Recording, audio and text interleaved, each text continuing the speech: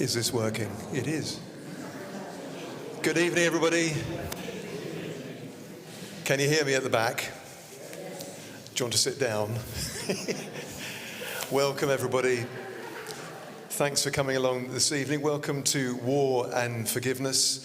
If I've not met you, my name is Louis. I'm the vicar here at Henham, and it's great to welcome you to our reordered building. If you've not been before, you're very welcome tonight. Just to say, a couple of notices. Through the archway over there, there are some toilets if you need to use the toilet. Afterwards, we're going to have refreshments in the hall, which is through that doorway as well. I need to tell you that this evening's meeting is being recorded and live streamed. But don't worry, you're not going to be in it. The only people who are going to be in the live stream are these two here who have consented to being in it. So we're just telling you that for your information. In the unlikely event of a fire, you go out through that door, okay? And I think there are also fire exits out of the hall. And my note says, follow regular members of the congregation. But don't follow me, I'm going that way. So welcome to War and Forgiveness with Brigitta and Stephen. And I'm going to hand over to them right now. Thank you. Thank you, Louis. It's wonderful to see the church so full, to come and hear this very respected lady tell of her journey as a child at the end of the war, the beginning of the war in her part of the world. When I was talking to her over several weeks, some of the things she told me really made me choke. I don't think we're going to hear some of the most awful things she told me, but we're going to hear some pretty awful things. And we need to remember that there's a little leaflet out the back there on the table, and it says, "A victory to celebrate." And it says this: neither drizzle nor dull skies dampened the celebrations on the 8th of May, 1945. Victory in Europe had at last put an end to the years of loss, suffering, separation, death. The war was over. Crowds euphoric with joy swarmed Buckingham Palace. There were hugs, kisses, smiles and laughter, dancing and singing. In Germany, where Brigitta came from, in East Prussia, the death was beginning. And I'm going to just put it on the screen now, a picture, which is the wedding of Brigitta's parents. And she's going to tell us a little bit very briefly, about some of these folk in this picture. So here, this is Brigitta's father, and this is her mother. And these are her grandparents. Now, Brigitta, tell me what happened to this lady here. That lady, that's my mom's half-sister, and she died of starvation. And what about this young lady here in the front? The one on the bottom? Yeah, just here. One. Can you see her? She's the one who she worked for the railways, and she tried to get her parents, my mom's parents, out, that gentleman with the beard there, out of Kaliningrad, and to get her out of, that was one of the last trains to go out towards the west. And she got them on the train out, but she could not get out anymore, and she was encircled in Kaliningrad and died of starvation. Now the lady here, where I'm pointing out, here with the red dot. Where's that one? Can you see that? Just there. Oh, that one. She was with us in all the things in the aftermath of everything. The raping, nightly raping with women, she often was raped as well. But she survived, and she died later when she came eventually, 1948, to the West. And this lady here, what happened to her? Which one is this is your mother's sister. Where did you point? Oh, that one. She was lucky. She lived near the Baltic, and she took a rucksack with a friend and they walked towards the boat. There was one or two boats going still out, and they got on it and they got to the west without seeing a day of war. So she was fortunate. Now this She lady, was very fortunate. this yeah. lady here holding this little lad. Yeah, that is my father's mother, which didn't last very long. She died to dysentery a few days after it all started, and my mother tried to bury her in a frozen ground just outside. I remember standing there. It was a hard job to dig a grave. We got her in the grave, and then we had to go. And this gentleman next to her? That is my father's father, her husband. He was taken away by the Russians with several other old men. We never saw him anymore. Right. And this little lad here, what's happened to him? So he was with us in all these horrible things that's happening, and he's still alive in Bonn now. I talked to him last week one day. So somebody survived, and Brigitta survived as a result of her parents, obviously. So tell me, there were happy times before the war. Up to 1945, Yes, you lived in pretty... just outside Kaliningrad in a village, quite a normal childhood. But Now, if I go back to the map here, this is Yes. East Prussia. Can you see it on the map there? That's East Prussia, which no longer exists. There's a little spur of land here, and that is the area which Brigitta lived in, Yeah. just up here, east of Kaliningrad, just about Yeah, there. Is that yeah. right? yeah, Where the red line is. yeah, And this is the Baltic Sea here. yeah, And then here we go to the village in which you were brought up. that's right. It's a few kilometers away, yes. And yeah. there's a church here, and this is right in the center of the village. There is the town again, and this hill had the hill that we have on the screen now. Tell us about that. Yeah, now it's a secret hill. The Russians, they got some type of lookout posts up there. Nobody's allowed to go there anymore. We used to go up there, and in the winter I can remember going with my sleigh with other girls down to the bottom, and at the bottom there were dug holes with potatoes in them. People used to put potatoes in the ground those days. They had no fridges and cellars and things like that. So, and I fell right in there and couldn't get out anymore. So, And this is a landscape of the church that yeah. was intact when you were there. Oh yes, I was christened in there, and that is a ruin as far as I know now. And there were several women during the wartime had to go up there and tile it. And my mum had to do that as well. She was petrified that she'd fall down. This is the church. Yeah. Last week in your hometown, a ruin. And this is it, basically a 16th century church, and that's Yes. what it's looking like today. Yeah. And the storks are nesting on the roof. Yes, and it's the storks. We used to have a lot of storks in that area, and we had a lot of frogs in that area. And we used to go later, I tell you. And- Good. And here Catch we are sitting in a reconditioned church, but Yeah. that's how your church looks today. Yeah, that is what it looks like today, yeah. So It's a ruin. They used to store corn in there, so it wasn't a church anymore. right. Back to some questions. Yeah. Happy times. You went to your grandparents'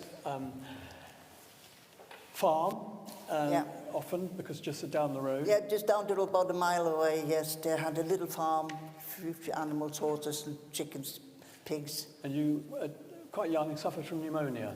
Yes, that was before the war, just before. Before 1945. Yes, before, yeah. And I got pneumonia, and the neighbor's daughter got pneumonia, and there was no penicillin around those days. And they didn't give much for my life. I was always very, very skinny now. And I lived, I'm here now, and she died. She died. She just didn't make it. Tell me, did you have a Christian upbringing? Not really. I was christened in the church, but I don't know, my parents didn't go much to church those days. Dad was drafted into the war, and But Mum, things changed in later years. yes, Mum got converted Christian later, yes, Right. yes, she did. So from when we were celebrating victory in the West, Yeah. things started to go bad Yes. in East Prussia. Yes, it And got, your mother thought it would be a good idea if you went to your grandparents' Yeah. farm. And what happened to tell you that things were changing? yes, the fronts must have been just about on top of us. The Germans one side, and the Russians came over the Baltic from the other side, so we were sandwiched in between. We couldn't get anywhere. And my mum had taken us, before it really broke loose, to my granny on the farm, and there was a lot of other women there, and women and children. And as it turns out, if she wouldn't have done that, the next morning, the soldiers came with lorries and loaded up anybody who could get out. Come, get out on the lorries straight away. The Russians were on the back of them. So these were German troops coming to evacuate you, basically. But Mum couldn't go, but she had us with my granny about a mile away. So we were stuck there, and we got the bombs. And then the bombs started falling. Yes, the bombs started. And one of them was a famous bomb. The doodleback, was it called? It made a funny noise, and when it stopped making a noise, you could hear it was going to detonate. And there was one or two in front of the window. The windows blew out, the doors fell out. Everybody was in a panic and run out of the front. And I went just with everybody. Mum was looking for me. She couldn't find me anymore. And I just went with the crowd into the next farm, maybe 100 yards away. There was a bunker, and we ended up in there. But in the meantime, I fell onto a heap of something which was dead soldiers. So what I didn't even notice. So I went into the bunker with all the others. Right. And Mum found me after that, yeah. And how old were you at this time? I was, that was 45, 7 7 years of age. And you fell into a pile of dead bodies. Yes, fell in the dirt, but they told me it was dead soldiers. They must have been killed with grenade or something, I don't know. And then you found that there were two types of soldiers. The first lot possibly were Ukrainians. Yes, they could have been Ukraine. They were quite nice compared what they had to go, because they were still fighting the Germans. And then the next lot came, and they were nasty. Right, and you recounted how you were in a kitchen and they demanded your gold. Yeah, they took the rings of the women. My mum went and threw hers into a potato cellar. And after the war, she tried to find it again, but she never did. She never found it? No, didn't find it anymore. So you had to, things got quite bad. Oh, yes. And the soldiers were abusing you, and you had to leave East Prussia. Yeah, well, we tried to get out, but we couldn't get far, because we were encircled from the Russians from the Baltic and the Germans from the other side. So we couldn't get anywhere. Right. We were trying to mill around and sleep in different bombed-out houses in the night. That is when, with my granny, they loaded up a horse and cart and put a bit side of a bacon and bread and eggs and something in there to have a few provisions for the next few days. Right. And then my grandfather, that's when he was taken away soon after that. Yeah. You're trying to get out from East Prussia to go towards the Baltic. Yeah. Go south to Gdansk. But that didn't work out either, because the Poles came from there. Right. So your granny's wagon had some provisions in it. For a while, maybe a week or two, yes. You were hoping that you would survive the fleeing of your own country. For the time being, yes. So what happened along the way? But then my grandfather was soon after that taken away. And, by Russian soldiers? Yes. We never knew what they did to him. We never saw him anymore. I just remember my granny had a tear rolling down her face when she was sitting on top of the wagon. And a few days later, she died of dysentery as well. She died of dysentery? Yeah. So how did your mother cope with that? Well, I think Mum was just numb, like we all are. You just carry on. You're alive, you want to try your best. She tried to bury my granny, which was not easy with the frozen ground. So she tried to make a grave. Yes, she did. She dug a trench out. I remember standing there and put my granny in there, and we put a bit of a boat over her top, and so the soil wouldn't fall on her, and then we had to go.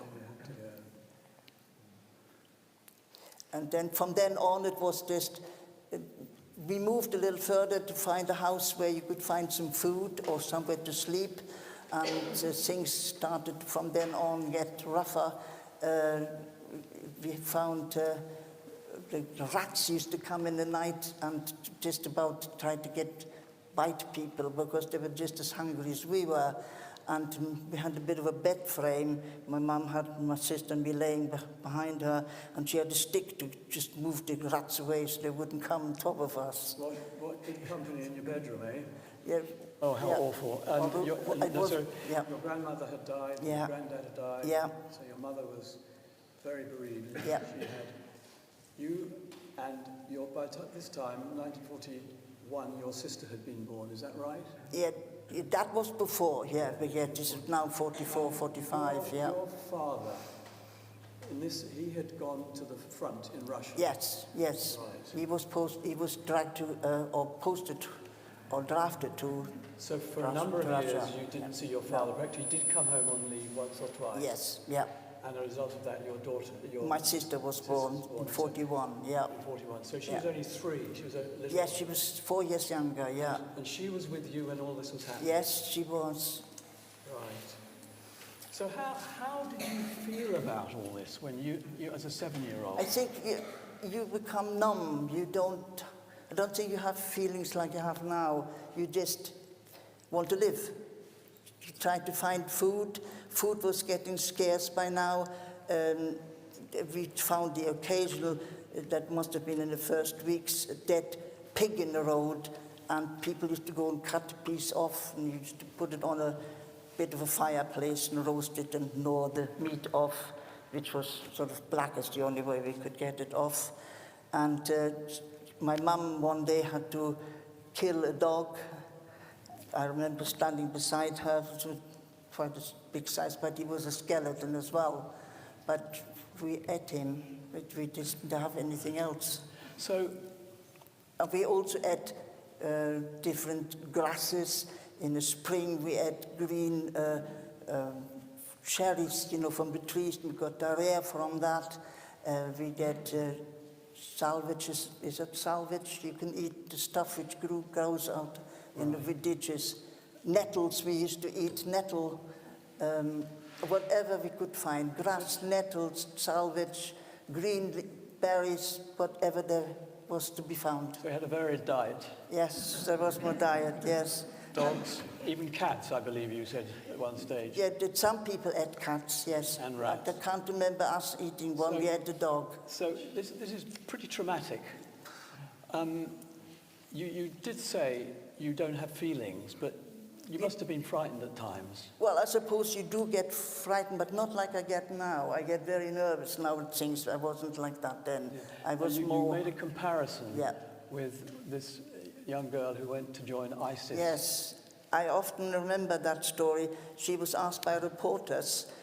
She happened to see people getting beheaded in one of the Middle East countries, and she saw that they beheaded them and threw their heads down. How did you feel, they said to her. And she turned around and said, I was not fussed. And that's exactly how we were. You're not fussed about anything. You just want to survive. You got hardly any feelings left. Yes, you just want to survive. How has that affected you today? But today I look thankful back on my life.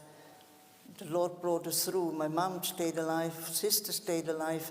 Dad came back from Siberia, an absolute skeleton. And I was so skinny, this is horrible, my back passage came out and I had to keep pushing him back in because I was so skinny. And that came out several times. I don't know, and I had to keep doing it. You just don't have any feelings, you just do it. No NHS? Yeah. No, there was nothing. There was nothing like that there, no. And you have no hate feelings? No, thank the Lord for that. I haven't. My mum didn't either. She didn't want to hear much about it, but she never hated anybody. It was war. The Germans did just as many bad things as well. No, we didn't. We just were grateful for our lives. Right. That we got through there. So how have you managed to be at peace about it? Well, I was always quite peaceful about it, but I got more peace with it once I became a sincere Christian, when I came to Elsenham. Before, I used to hear Lord's word, but it sort of went, I went in my ear and out again the other, until I heard it again, until I came to Elsenham. With our first vicars, I think it was Paddy Green, then I started to become more sincere. So I'm going to ask you a little bit later on about how it's affected the rest of your family, but your mother was born in 1909. Yes, yeah. And so now she's in the prime of her life, looking after... Yeah, about 38 or so, yeah. You and your 3-year-old sister. Yeah. How did she care for you? She tried her best with what we could find. She was always out looking for something with other women with us. Potato peels in bins or cabbage leaves we've sometimes found, because there was some Russian people living by that time in that area, or especially the soldiers were still around. And whatever they didn't eat or didn't want, they put in a bin. We got that out and had it to eat. We had nothing else. And I think one lady was very surprised. Yes, yeah. You fed your children rather than yourself. Yeah, she was the other side of the room, and she said to my mother, Frau Jupin was her name, why are you feeding your children all the time? She says, just let them die, she says, because if you die, they will die anyway. That's what she said, yeah. So your mother was really... Yeah, she always shared. And one day, I think it must have been Christmas time, she found 3 potatoes and brought them back, and we roasted them and had one each. That was heaven. Right. Tell me about the shampoo. Wait, can't get that one now. The shampoo. How did your mother wash your hair? Oh, yes. We were covered in what that is when my mum was, that mine blew up. Can I tell about them as well? Yeah. The women had to go and clear roads with woods and side streams and that with branches and stones and sticks, whatever. And my mum made a big pile of branches and things, and there was a mine underneath there, and this mine blew up right in her face, and she just held her head. She thought her head had gone off, and part of a splinter of the mine went in here and out here, and blood was spewing out.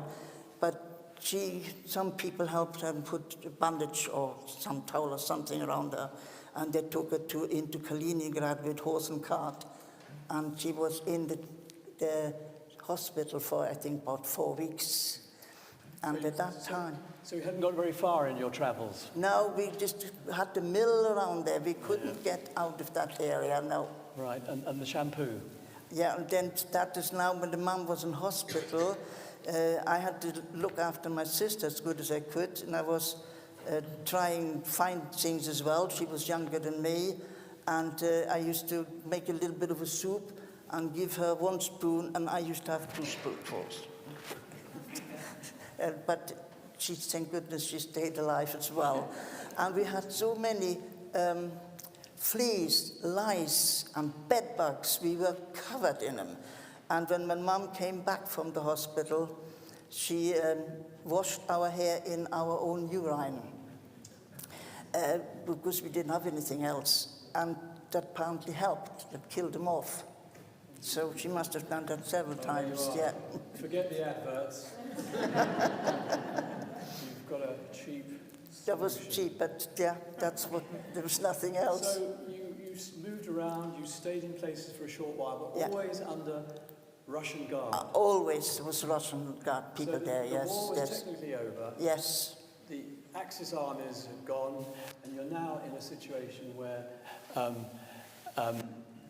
the Well, starvation and hunger really set in now The because Russians are coming in, the yes, front has moved in. yes, And this is where the brutality yeah. started. The brutality hadn't stopped. As a nightly raping, I remember seeing that with the women laying beside me, my mum, they raped them. My aunt, one of my aunts, she resisted, and this Russian soldier just smacked her with her butt of her rifle butt into the side, and she had all her life, she limped. I remember her for years, she always limped. And there was a woman with a cough. Yeah. On another night, the Russian soldiers came to rape the women again, and my mum went up in the loft with this lady to hide from them, and she had a cough. So my mum had to hold her hand in front of her mouth, because if they would have heard them, they would have had them down.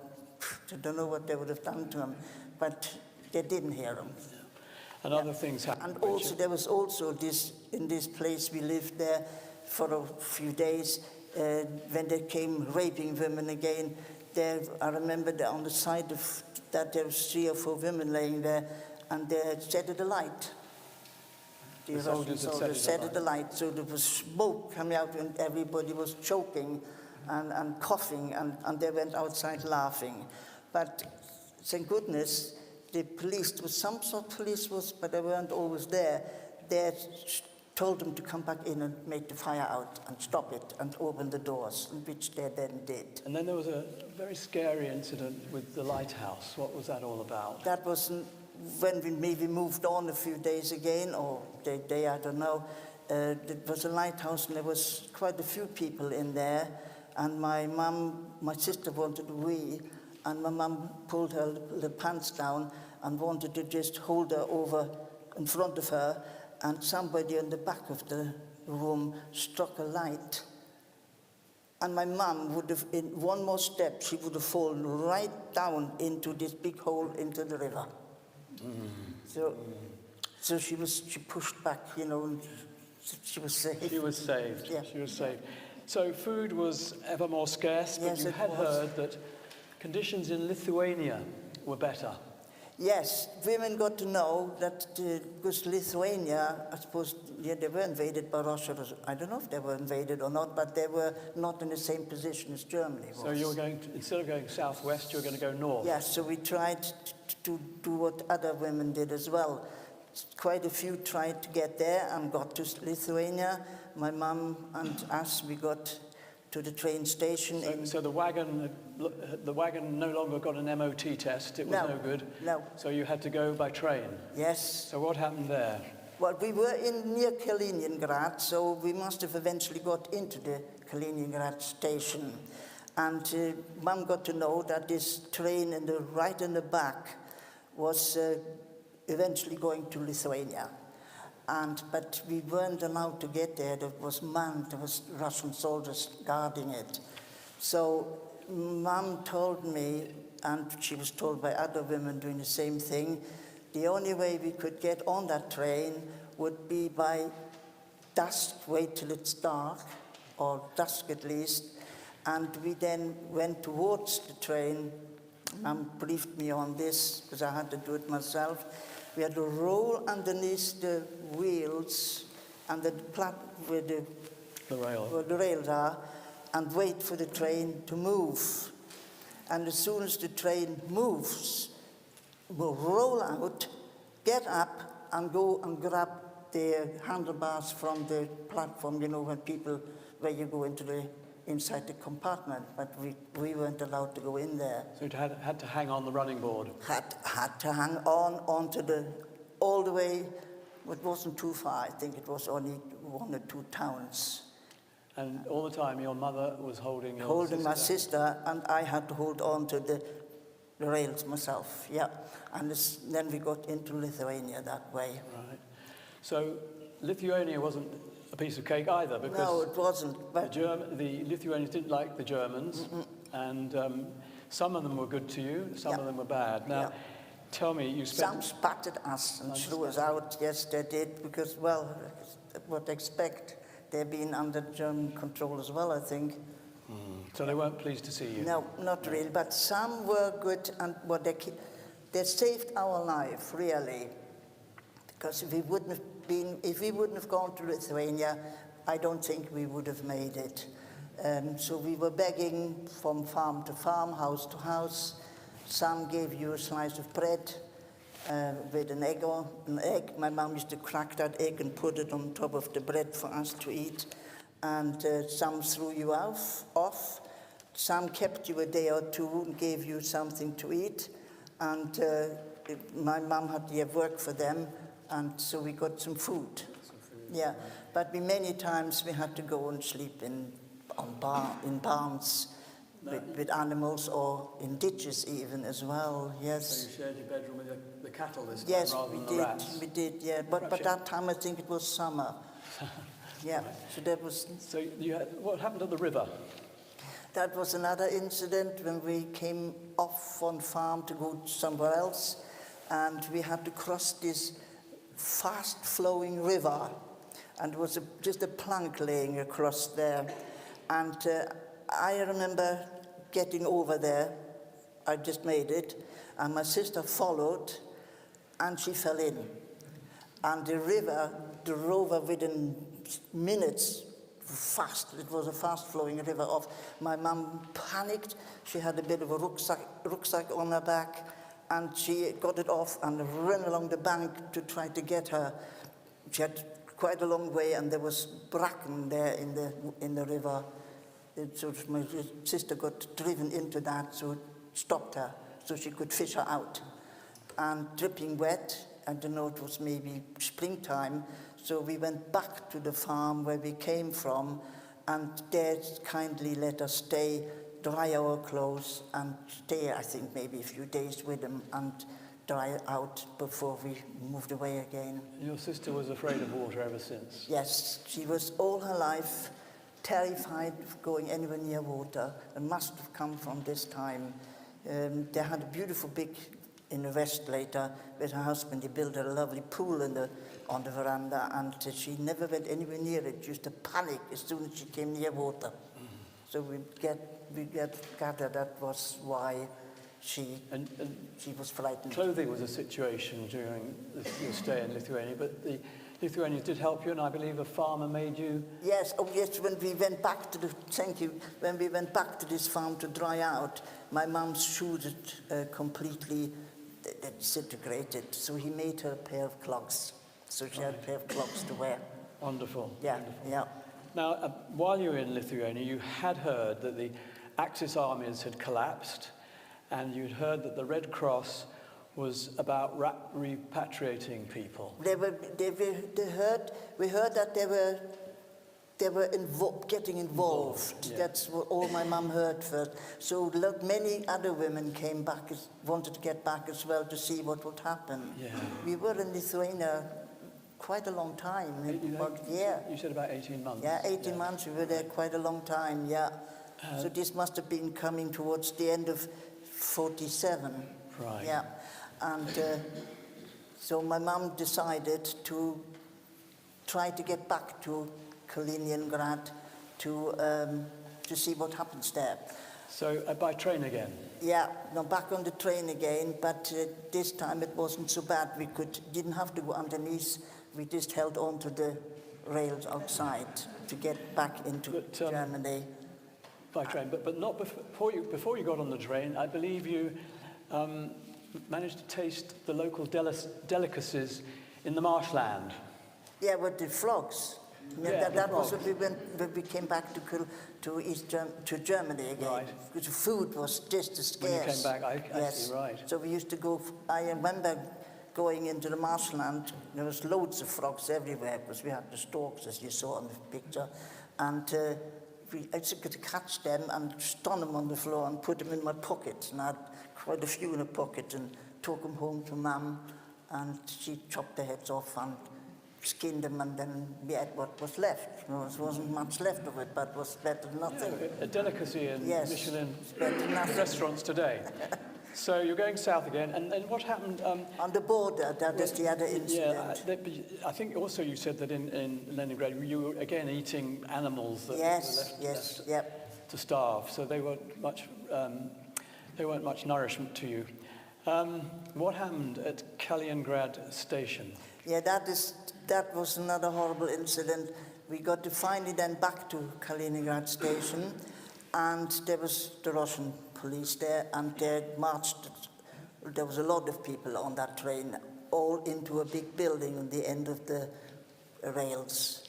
And all the women had lined up with their children, and when we got to the front, my mum noticed that they were taking all the children away from their mothers. And I was absolutely petrified, because I was that age group. They were taking them and putting them into another room. My sister was smaller, but I would have been in line. And as we went to the front, I was absolutely petrified. And I kept saying to my mum, I'm going to hang myself. I don't know how I would have done that, but that's what I said. And I remember this 4 or 5 soldiers sitting there, policemen sitting there, and a woman, she was the worst, and she was playing with a pen, and she was sorting us out. And as I came to the front and stood there dead, I expected now I would have to go. She says, I don't want any more girls. That was it, and I got... You got onto the next stage. Yeah, yeah. So by 1948, your mother was in touch with the Red Cross. Yeah.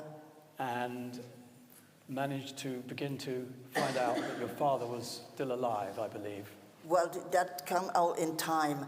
She first of all, the Red Cross tried to establish who my mother was, if there was any relatives, anybody left.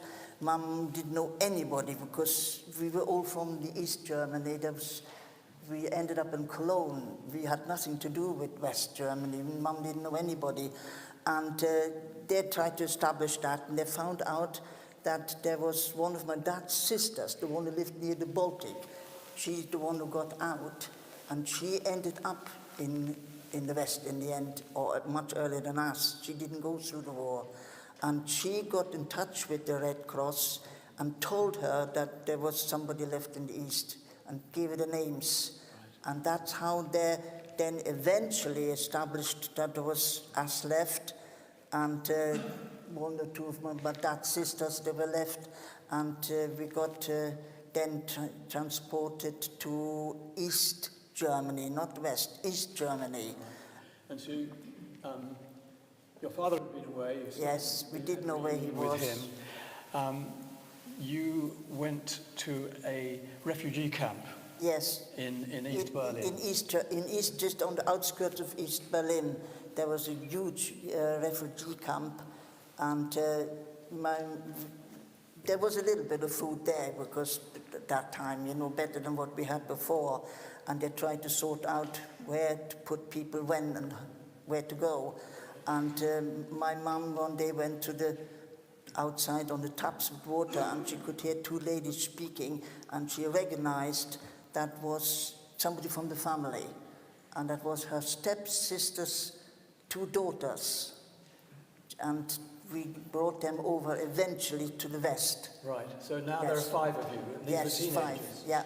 There was people smugglers. They used to go and tell people, we take you over there to the West. Right. It was easier those days than it was later when the wall was built. There was no wall then, so there was about a 2-mile stretch. So how did the 5 of you get through the Russian...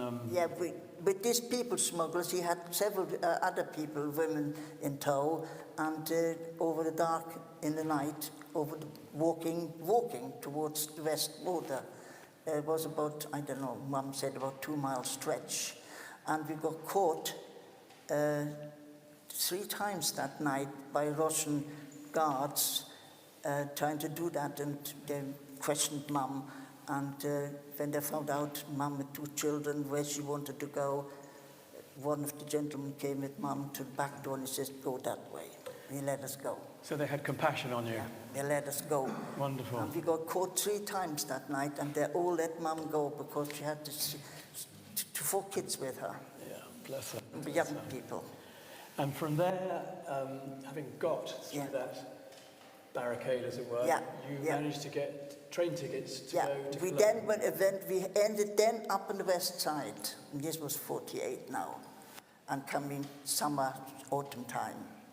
And my mum then by that time knew through the Red Cross that my father was in Cologne area.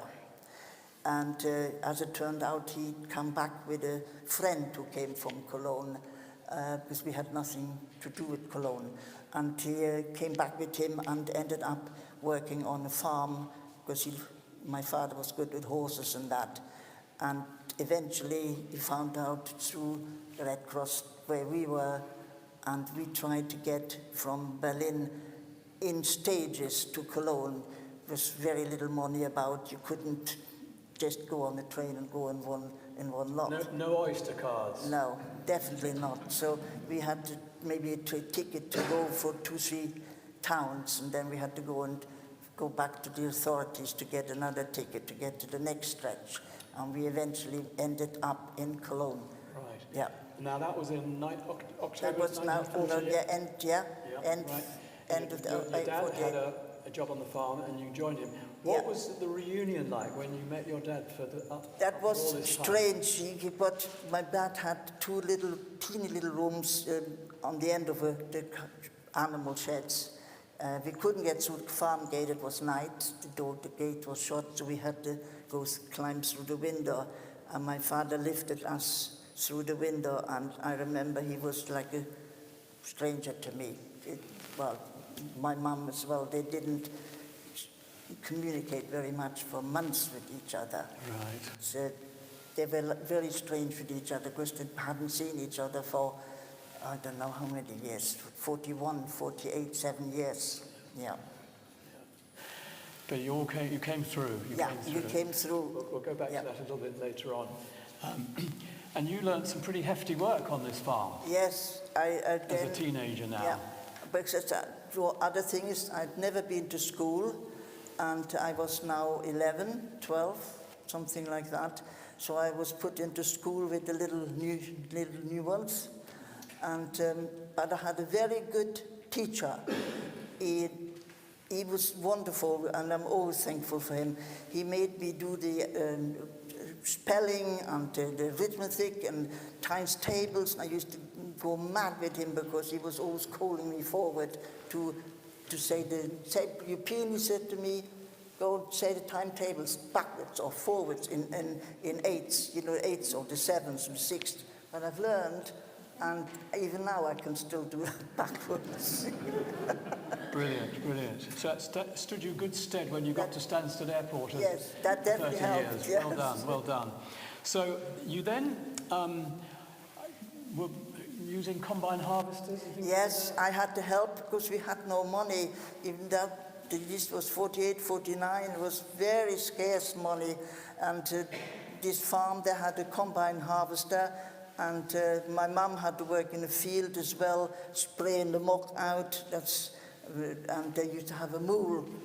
The mule had to bring the muck in a cart, and as soon as the mule didn't see my father anymore, he used to stop. It was a cussed customer. Yeah, Right. he didn't. As Okay, soon as then- my dad came back, he used to go again. Right, right. Yeah, he was afraid of him. Then a little bit later on, when you're a big girl now, you're 18, and you worked for a family, Yeah. English family, next Yes. door to a There was a German camp as well as an English camp. They were almost together, and I had to go past the front gates always to get to the German side, and that's how I then eventually met Colin as well. You met Colin there, Yes. and he was with the British military police. Yes, he was Right, with the okay. forces, Yeah. And then you got married, or Yeah. wanted to get married. Yeah. How did that go down with your... That didn't go down very well with either parents. Colin's parents, Colin's father said, I didn't want to send you to Germany to marry one, he says. I wanted you to fight him. And my parents were deadly against it as well. But they came round in the end. Yes, they came around the end. And we came to England to marry, and I was 20, so I had to have permission. In Germany, you had to be 21 at that time. Right. And in England, you could marry. 20. Yeah. So, And that was in 1956? yeah, yeah. And I believe, going even further back, you've got a birth certificate with a Nazi swastika Yeah, on it. yes, I have, So I bet yes, that yeah. causes problems. Yes, yeah. When you go try to get a passport. Oh my goodness. Now tell me, your family, what has their reaction been to the war? But the ones which were left is my sister, she's dead now, she believed in the Lord as well. I don't know how deep, but often when I used to go over, I used to pray with her. We prayed together. So I'm sure she was all right. My brother was born in the 50s. He's not yet. My father didn't go to church either until in the end I told you that Yes. one. So what happened? That was, my mum prayed for him for years that he would come to the Lord, and he never wanted to know. And he had a stroke, I think, stroke or heart attack.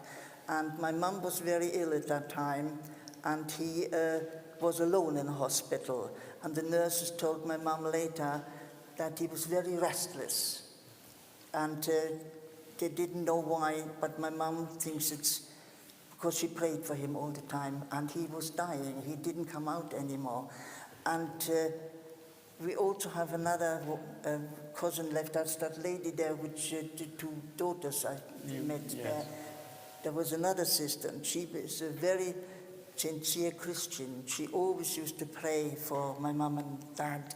And she told my mum afterwards that she prayed all the time, and she had a vision in the end, and that is the time my father died, that it's like that one from Isaiah, that piece, when there's a fire, I think it was... You took the burning Yes, coal off yeah. the altar. Yes. She saw that there was a burning coal taken out of the fire. To cleanse his lips. Yes. Yes. Yeah. And that's when my mum became very thankful and happy. She felt that was God's Yes. She thought that was God's sign. register that Yeah. your dad, Was saved. in his last minutes, Yeah. Literally in the last Last minutes. minutes. Yeah. Yeah. a deathbed conversion, Yeah. and that does happen. That does happen. Praise God. So we're coming to the end now. When you begin to understand God's mercy on your life, you've often said that in the horrors you experienced, that it was the Lord who saved you. Yes. Yeah. I mean, as we discussed it, Yes. you sort of said, thank the Lord. I do. And I you do. didn't actually really know the Lord in a personal No. way there, but you knew there was something happening There's somebody. which Yeah. enabled Yeah. you to survive. Yeah.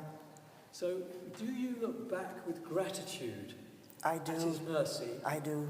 You do? I do. And in the fact that you can forgive what you've been through and those Yes. who've abused you. Yeah, I can. I hold no grudges. And if I would meet some of these Russian people now who did this to my mum, I think I would love them as well. I wouldn't hug them, but I would love them or give them something. Yeah. I mean, with all this raping going on, Yeah. your mother said she was so grateful that she never became pregnant. Yes. That's one thing my mum said. She would have never been able to stomach that if she would have had a child. But other women did. Oh, yes, some did, yeah. And when Some did your mother yeah. become a believer in Jesus? My mother, in the West later, one of her brothers who came back from the war, he was a sincere Christian, and she went to see him for a week or two, and when she came back, she was converted. She was converted. Totally changed, yeah, yeah. And your younger sister, she died 2 years ago? 3 years ago now she You died. couldn't go and see her because No. of the pandemic. Yeah, the time I sat at home on my kitchen table and cried my eyes out. I couldn't go. So you came to Elsenham in 1978, Yes. and you've worked hard ever since. Yes, I've always worked. I had to work hard on the airport and on the combine harvester in the war. I was, 14, 15. Yeah. I had to climb on top of the combine harvester and feed the corn into the thing which shakes the corn out. Yeah. And as soon as one of the bales was big enough to have the certain size, I had to run down the ladder, put sort of a stick, like a metal rod through there to put what do you call it, a wire or something through there, so it would then tie the bail up, so it would be off the rod, and the next one would come. And you've had 2 children, Ralph and Roy. Yes, yeah. Right. Yeah. And I must say that you have been such an encouragement to us all. Oh. And as you shared your story of faith, we thank you so much, and we pray that the Lord may give you many more years amongst us. Thank you. Thank you. So thank you so much for sharing the traumas that you've been through, and I'm sure most of us here have been humbled by the grace that you've shown in your troubles. And we just thank God for your presence in our benefice. Thank you. Can we do it?